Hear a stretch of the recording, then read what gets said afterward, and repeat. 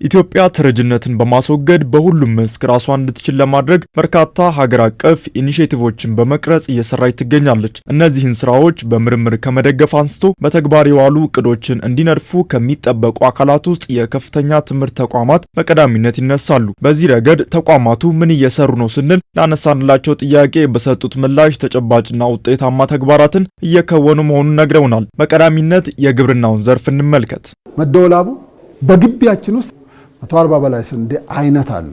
ይሄን አጥንተን አሁን 10ን በቅርብ ቀን ዲክሌር እናደርጋለን። አርሶ አደር ወስዶ እየሰራበት ነው ያለው።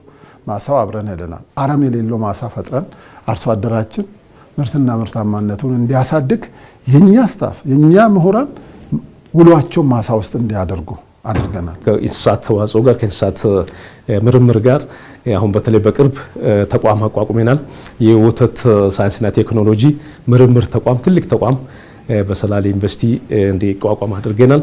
እሱ አጠቃላይ የኢትዮጵያን ወተት ምርትና የወተት ጉዳዮችን እንዲይዝ በሀገር ደረጃ መሪ እንዲሆን እየሰራ እንገኛለን። ሰላሌ ዩኒቨርሲቲ ግንባር ቀደም ሆኖ የሀገሪቱን የልማት እቅዶች የሀገሪቱን እድገት የብልጽግና እቅዶችን ለማገዝ ቆርጦ የተነሳ ተቋም ነው ማለት ነው። ቱሪዝም እንደ ሀገር ትኩረት ከተሰጠባቸውና ሰፋፊ የመሰረተ ልማት ግንባታ ከሚደረግባቸው ዘርፎች አንዱ ነው። ይህንን ዘርፍ የሚመራ የሰው ኃይል ከማፍራት ጀምሮ እስከ እምቅ የቱሪዝም ሀብቶችን ማልማት ድረስ በዩኒቨርሲቲዎች እየተሰራበት ነው። ቱሪዝም ላይ ገሪዮራ አካባቢ ለቱሪዝም የሚሆን ቦታዎች ወስደናል። ምክንያቱም አንደኛው የወራቤ ዩኒቨርሲቲ የትኩረት አቅጣጫ ቱሪዝም ስለሆነ ማለት ነው።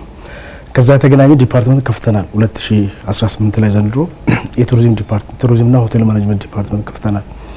እሱን አስተሳስረን ከቱሪዝም መስህቦች አሉ፣ እዚያ ፖቴንሻሎች አሉ። ከሱ ጋር ቀናይተን ኤክሴል የምናደርግበት መንገድ እየፈለግን እንገኛለን። ከቴክኖሎጂ ጋር በተገናኘ 4 ፓተንቶች ወስደናል።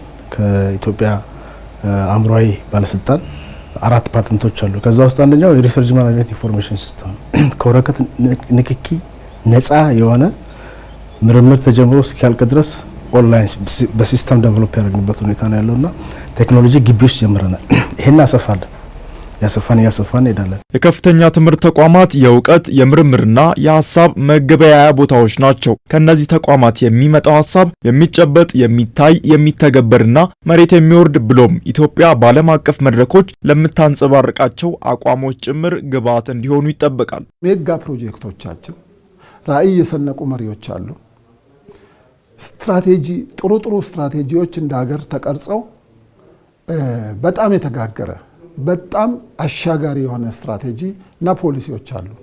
እነኚህ ፖሊሲዎች እነኚህ ስትራቴጂዎች ህብረተሰቡ ጋር በምሁራኑ አንደበትም ጭምር መድረስ አለባቸው። ባህር በርም ጋር በተገናኘ ዩኒቨርሲቲያችን ግንባር ቀደም ሆኖ ምርምር እየሰራ ይገኛል።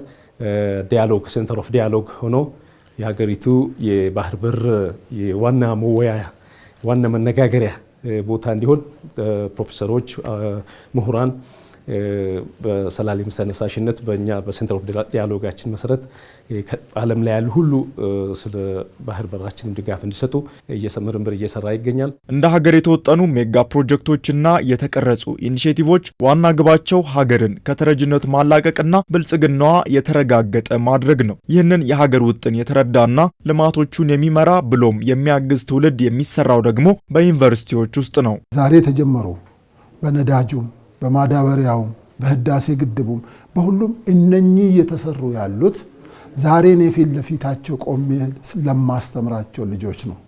ይሄን መንገር ያለብኝ እኔ ነኝ። ይሄን ቫልዩ እንዲያደርጉ በእለታዊ የሶሻል ሚዲያ ጎፈንድሚ እንዳይጠለፉ ማድረግ ያለብኝ እኔ ነኝ። ተሻጋሪ አስተሳሰብ እንዲኖራቸው፣ በምክንያት ላይ የተመሰረተ አስተሳሰብ እንዲኖራቸው፣ በምክንያት የሚያምን አስተሳሰብ እንዲኖራቸው፣ ነገ ይሄን ሀገር እኔ ነኝ የምረከበው የሚል አመለካከትን ገንብቶ እንዲወጡ ማድረግ ያለብኝ እኔ ነኝ።